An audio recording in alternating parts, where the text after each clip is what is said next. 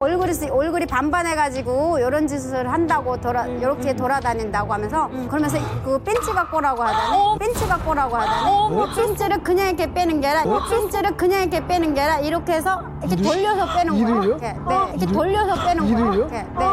생리를요? 네. 생리 여기 앞에가 그래서 이게 지금 깨져 있어요. 여기가.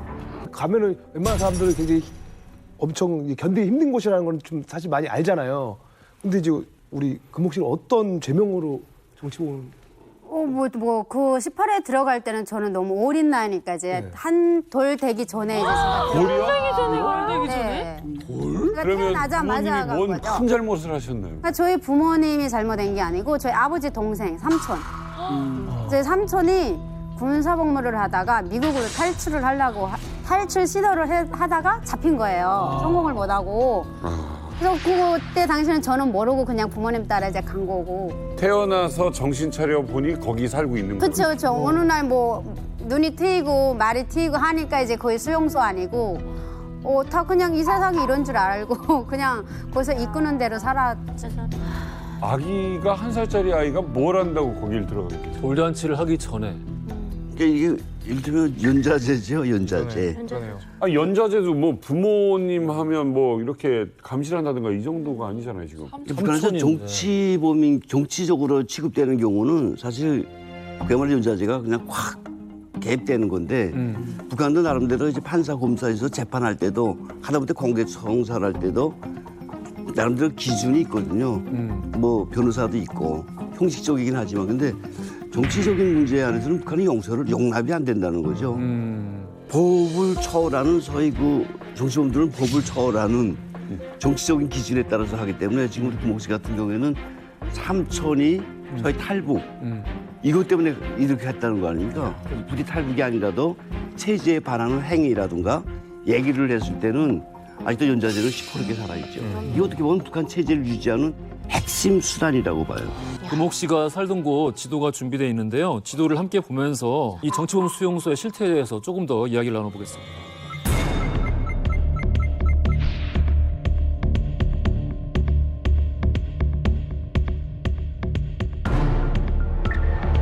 지도를 보니까 지도만 봐서는 수용소인 줄 모르겠어요. 안에 뭐 학교도 있고 상점도 마을이 있고 네, 다 말씀하신 있어요. 문화회관도 있고. 네네. 이게 울타리 갇혀 있는 감옥은 아닌 거네요? 마을 울타리 안에 간부 사택도 있고 농장 사택도 있고 탄광 사택도 있고 모든 걸 자체적으로 생산을 해서 자체적으로 쓰고 다 밖으로 내보내기도 해야 되기 때문에 모든 게 다 있어요. 학교가 있다고요? 학교 있어요. 어떻게? 학교도 그냥 하나가 있는 게 아니라 예. 여기에는 진짜 다 나올 수 없는 만큼의 학교가 있어요. 근데 이제 여기는 이제 제가 다니는 학교는 한영학교라고 해가지고 형식상으로 있고 학교도 매일 가요. 매일 가는데 가방 안에는 책도 들어있지만 책보다 거기 그 공구가 더 많이 들어있어요. 일하는 거. 호미, 네, 호미, 망치. 이건 기본이에요. 망치는 철도에 가서 이제 돌 깨갖고 철도에 그 자갈 깔아줘야 돼서 망치가 들어있어야 되고, 호미는 밭에 가서 김을 매던가, 강냉이 심던가 뭐 해야 되니까 호미하고 망치는 늘 준비돼 있어요, 가방에. 탄광일을 해봤어요? 저는 탄광일 이제 아버지가 이제 탄광일을 했었으니까 자동으로 저는 탄광을. 자동으로. 아버지가 탄광일을 하면 딸도 자녀들도 무조건 탄광으로 뭐 아니. 없어요. 선택권이 없어요. 어린 여자애가 그 조그만 애가 무슨 힘이 있다고 탄광일을 할 수 있어요? 아버지 엄마 자체도 사람이 아닌데 저 같은 게 무슨 사람이겠어요. 그러니까 당연하게 너도 들어가서 탄광에서 일을 하다가 죽든 살든 사는 거는 알아서 하는 거고 살아있는 동안은 석탄을 캐라. 이 나라의 보탬이 되라 이거죠. 나는 북한에 지하 자원 많은 게 제일 싫은 게 이 영화 보고 그거였어요. 그 지하 자원이 많으니까 저희 같은 사람들을 다 거기로 보내는 거죠. 그렇지. 겁 안 났나요? 거기서 안에서? 겁난다고 하기보다는 일하는 거에서 겁이 나지는 않았어요. 그러니까 일을 했는데 이제 쌀표 같은 거를 이제 안 주면은 굶잖아요. 쌀표가 저희는 곧 식량이에요. 그렇죠. 근데 그걸 안 주면은 또 굶어 죽을까 봐. 그게 항상 두렵지 일이 무섭지는 않았어요. 이 금옥 씨는 죄가 없는데 태어날 때부터 이런 인생이 주어졌던 거잖아요. 이게 뭐 비인간적인 차별이란 말도 안 맞는 것 같아요. 그냥 스스로 인간이 아니라고 생각하는 사람의 입장이라는 게 얼마나 비참합니까? 그러니까 어릴 때는 모르는데 이제 인민학교 한 4학년 때까지는 몰라요. 근데 이제 어느 정도 이제 성장을 하면 주변에서 사람들이 얘기를 해요.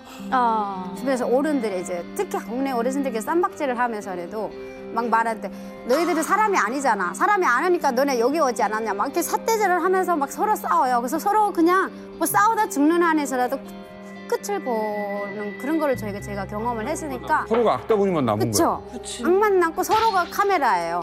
서로가 인간 CCTV가 감시하고. 돼가지고 서로 감시하고. 표창받아야 되니까. I have a serious crime to report, sir. Park Joo-mi in the work unit 26 was lazy today and didn't deliver the timber on time. Reduce her rations for 3 weeks.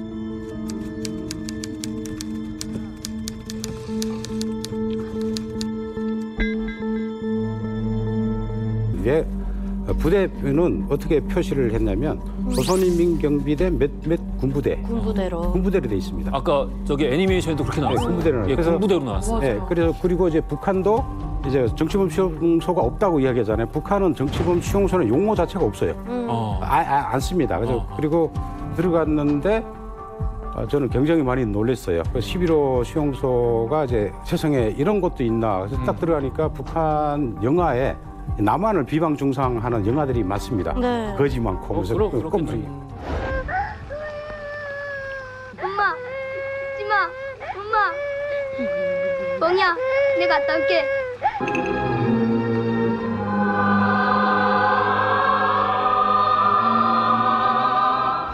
그런 영화를 찍는 촬영장인 줄 알았어요.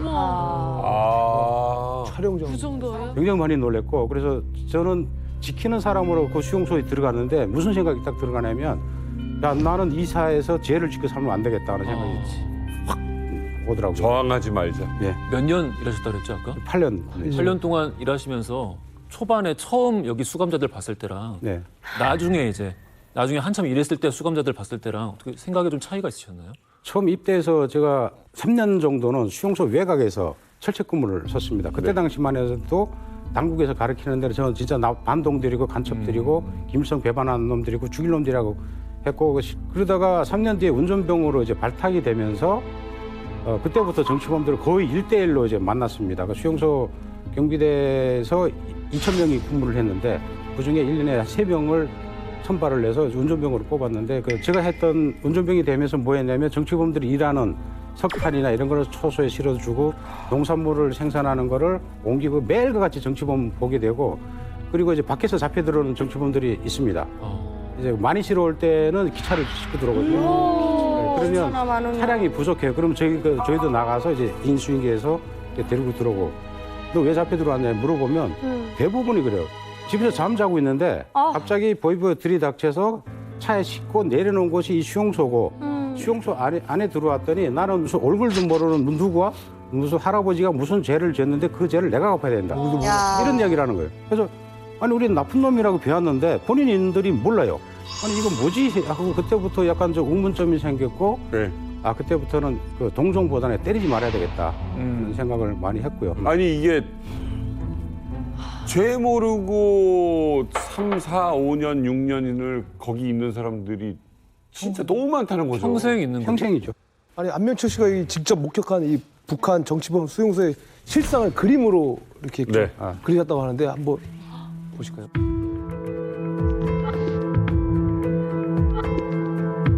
이건 무슨 그림이에요? 이거는 22호 수용소의 본부 구류장인데요. 그 보통 한 달이나 한 번이나 아니면 그 감옥은 지하에 있는데 햇빛 쬐어 있는 시간이 있어요. 왜냐면 그 안에 이제 벌레들이 많거든요. 네. 벌레 많고 이러다 보니까 그때 거기에 그 주변에 다 이제 잔디구장이거든요. 네. 그럼 거기에 토끼풀이라든지 민들레 이런 것도 좀 있어요. 네. 그럼 그거 이제 먹다가 이제 걸려서 이제 만든 거였고.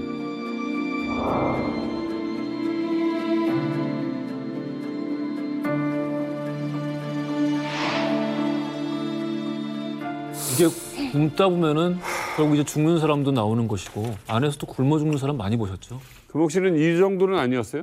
저희 가족이 다 저기 한 번씩 들어갔다 왔거든요. 근데 그때 지금 저거 보니까 그림을 보니까 너무 생동해가지고 그때 상황이 생각나가지고 맞아요, 진짜 많이. 그냥 진짜 많이가 아니라 그냥 죽지 않을 만큼 때려요. 숨 붙어 있을 만큼만 때리고 그때 이제 진술 받는 거죠. 이제 네가 뭐 잘못해서 들어왔는지 아냐, 왜 하지 말라고 했는데 했냐, 이런 거에 대해서 치절을 하는 거죠. 그래서 죽지 않을 만큼만 딱 때려 넣는 거예요. 굶어 죽은 사람이 있답니까?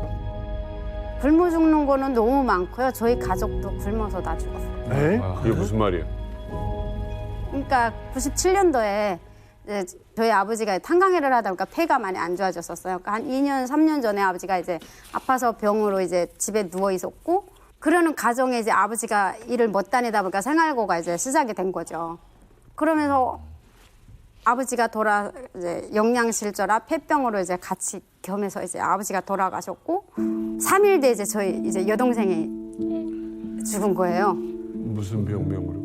그럼 병명 없이 딱 전날 말이 죽는 마지막 그 한 말이, 언니 나 친구 집에 놀러 갔는데 그 집에서 이제 가루로 범복이라는 거 했대요. 근데 그거 다 하고 자기네 먹어야 되는데 이제 우리 동생까지 줄 건 안 됐나 봐요. 그래서 구마야 너 집에 가 그랬대요. 근데 그걸 이제 보고 왔으니까 얘는 너무너무 그게 먹고 싶은 거예요. 그래서 언니 나 누구네 집에 갔는데 그 범복을 하는데 나 가라고 그랬어. 그래서 기다려, 언니가 내일이라도 나가서 뭐 줄당콩이 주워서라도 내가 너 그거 바꿔서 그 이렇게 교환은 하니까 그래서 바꿔서 내가 너 해줄게 했는데 그거 해주지도 못하고 얘가 그 말 남기고 죽었고.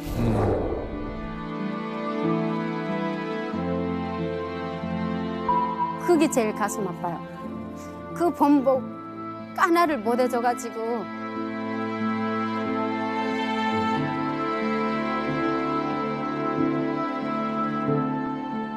저 같은 경우는 저희 반에 이민학교 2학년 때니까 9살짜리 애가 이제 옆집에 살았어요. 근데 엄마가 먼저 굶어 죽고 얘가 이제 굶어 죽는 과정을 쭉 다 지켜봤는데 이게 한 이틀 굶고 아빠가 죽 한 그릇 가져다 줘요. 그럼 또 연명하는 거예요.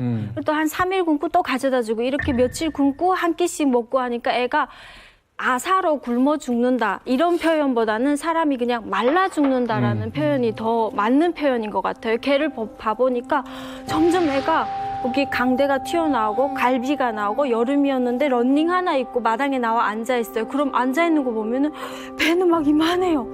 임신 막달 같은 그런 배고 여기는 갈비뼈가 아릉아릉한 거예요. 그리고 애가 눈이 그렇게 큰 애인 줄 몰랐어요. 눈만 점점 커지는 거예요. 뼈가 이렇게 들어가니까. 다른 데가 살이 없으니까. 그렇죠. 이게 복수가 차더라고요. 예. 영양실조가 걸리면. 그래서 동네 아주머니들이 제가 이제 가겠다. 우리 마지막으로 죽이라도 써다 주자. 뭐 우리도 다 형편이 어려우니까 가루 한 줌씩 집집마다 모아서 죽 써서 들어갔는데 애가 이렇게 가만히 누워있는데 입에 그걸 가만히 물기만 하고 삼킬 힘이 없어. 못 삼키는. 계속 눈만 커졌다 작아졌다. 왜냐하면 이걸 삼킬 온갖 힘을 다 내야 되는데 힘이 안 나니까 눈에만 힘이 가는 거예요. 결국은 그 이튿날 이제 한나라로 갔어요.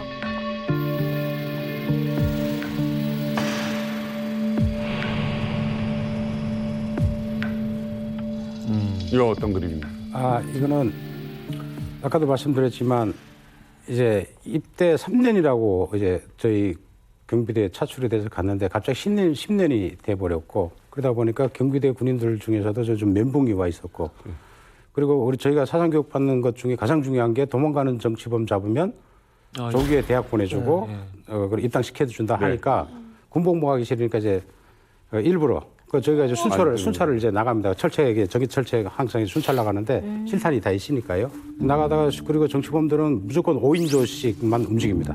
5인조가 딱 움직여 일도 그렇게 하고요. 밭에서 일하는 정치범들을 강제로 철책으로 이제 불러다가 뒤에서 AK 소총으로 다 난사해서 죽인 사건이었는데요. 근데 이 사건이 좀 문제가 됐던 게 이 5명 중에 죽은 사람 1명이 보위부의 정보원이었어요. 보위원이 재수로 위장을 해서 사건 캘려고 들어왔는데 그 중에 이제 사망을 한 거예요. 이제 난리 났었어요. 난리 나갖고 이게 조사를 했는데 이걸 묻을 수는 없고 그래서 그렇다고 이거를 잘 지키라고 해서 자기 역할을 했다고 했는데 그래서 군인 사기도 있고 그래서 조용히 묻고 또 도망가는 정치범 잡았다 이렇게 해서 진행을 해서 이 사람들은 대학은 안 보내고 기한전 승급 형태로만 이제 했던 거고요. 그럼 결국 외부에는 도망가는 사람들 잡은 걸로 그냥 네, 공표가 그렇죠. 된 거예요? 전 수용소 안에는 도망가는 정치범을 잡았다고 군인들을 교육시켜놓고 예. 실은 이제 그런 거였죠. 이제 자기네 공명심 때문에 조작 사건. 예, 한 거 있고요. 또 이제 하나가 제가 입대해서 그 6개월 만에 있었던 건데 제가 13호 동포 수용소에 있었습니다. 그때 이제 잠복 근무를 이제 나갔었는데 잠복 근무인데 잠복 초소는 어디에 있냐면 수용소의 각 마을과 마을 사이에 이동을 다 통제를 합니다. 근데 요 사이에 이제 저희가 땅 파고 들어가서 밤새 그 이동 인원이 있나 없나 이거 지키는데 수용소는 10시부터 5시까지는 통행 금지예요. 사이렌 딱 울리면 이제 못 다닙니다. 근데 보통 정치범들 한 4시 반쯤에 일어나서 5시부터 일해야 되니까 일어나거든요. 근데 그날은 한 3시 반 됐는데 이제 움직임이 있어요. 그래서 먼저 갔던 그 조장이 보고 이제 AK를 3발 쐈습니다. 그래서 현장에 가서 랜턴 비쳤는데 남자 정치범이었는데 그 호미로 지구를 이제 파고 있더라고요. 파고 있는 거를 이제 쥐구멍이요? 쥐잡으려고 지금 하는 거를 이제 했고 그래서 보고를 해서 이제 그 도망가는 정치범 잡으려고 했다. 그래서 보고가 돼서 군대장은 입당을 하고 김일성 종합대학에 갔습니다. 사실 여기 가장 단백질을 보충할 수 있는 게 쥐밖에 없고 쥐하고 뱀밖에 없는 거야, 개구리가. 유일한 거예요. 야, 근데 이 포상에 눈이 멀어서 네. 이게 너무 궁금한데 똑같이 생긴 같은 인간이잖아요. 근데 아무리 말로 머리로 얘들은 사람이 아니고 짐승보다 못한 존재라는 말을 교육을 받는다 할지언정 정말 사람이 아닌 것처럼 느껴질까요? 계속되고 반복적인 세뇌 교육과 사상 교육을 받게 되면 그렇게 보입니다. 저도 적으로 봤고요. 인정해요. 일단은 북한은 사상이 우선이니까 김 부자에게 반대했던 적이다고 생각하니까 보위부 입장에서는 당연히 적으로 생각을 했습니다. 지금 탈출할 때는 철조망 같은 걸 넘으셨어요? 네, 저도 이제 전날, 그러니까 내일 탈출을 한다면 오늘 밤에 초저녁에 가서 거기에는 이제 그 밤나무가 되게 많았어요. 밤나무 뒤에 이제 숨어서 이제 기다리다가 주변에 이제 소리가 조용해지면은 다시 가서 손으로 이제 또 그 땅을 파는 거예요. 근데 거기는 철조망 사이사이에 울리는 딸랑 방울이 있어요.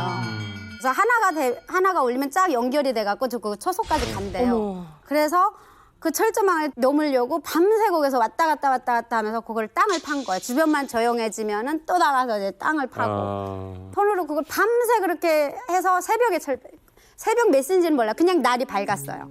날이 어둑어둑하게 날이 밝아올 때 그때 탈출을 시도해서 성공했어요. 손으로 봐서? 네, 손으로 파야지만 왜냐면 거기에 내가 뭔가를 건고를 들고 가면 아까도 제가 얘기했지만 인간 CCTV인 거예요. 잡힌 적은 없어요? 잡히지는 않았어요. 2번을 탈출했는데 2번 다 성공을 했고 근데 한 번은 나갔다가 식구들 때문에 왔어요. 또 식구들이 굶어 죽을까 봐. 그 나간 게 그냥 뭐 아무 생각 없이 맹목적으로 나간 게 아니라 그 나가서 청진이라는데 이제 저희 그 친삼촌이 되게 잘 산다고 제가 이제 듣고 있었거든요. 이제 목적지가 거기로 해가서 거기 가서 강냉이 밥도 제대로 먹고 옷도 신발도 모든 게 우리 사는 환경보다 훨씬 좋은 거예요. 청진이라는 데가 그 중국하고 아마 좀 가까웠었나 봐요. 그래서 제가 못 보던 옷들도 있고 뭐 진짜 못 먹어보던 쌀도 막 있고 하니까 이제 눈이 이제 나도 돌아간 거죠. 근데 먹는가 동시에 그냥 막 눈물이 나는 거예요. 나는 이렇게 먹고 있는데 엄마는 집에서 굶어 죽었는지 뭐 살아있는지 나올 때 감자 매달하고 이제 옥수수가루 있는 거를 보고 나왔으니까 이미 떨어진 지도 오래됐을 거라는 게 예상이 되고 하니까 다음날 삼촌보다 이제 다시 돌아갈 테니까 뭐뭐 좀 준비해 주세요 이제 한 거예요. 근데 그때 당시 삼촌 못 가게 했어요. 그 삼촌 엄마랑 가지 말아라. 죽는다. 네. 걸리면 진짜 가지 말라고 붙잡고 너라도 살려야 되겠다고 진짜 가지 말라고 했는데 그걸 뿌리친 거예요. 진짜로 엄마만 그 가족이 동시에 죽는 걸 이제 목격을 했으니까 이 가족을 살려야 된다라는 생각밖에 없는 거예요. 죽어도 같이 죽고 살아도 같이 사는 거다 하고. 그래서 오는데 철조망을 이제 다시 넘어야 되잖아요. 근데 그 짐을 갖고 넘을 수 있는 조건이 안 되는 거여서 생각을 막 그 5만 가지 생각을 다 하고 오는데 다행히도 운이 좋게 저희 학교에서 머리가 엄청 좋아갖고 대학교 순천대학교를 나간 애가 있었어요. 근데 그 친구를 만난 거예요.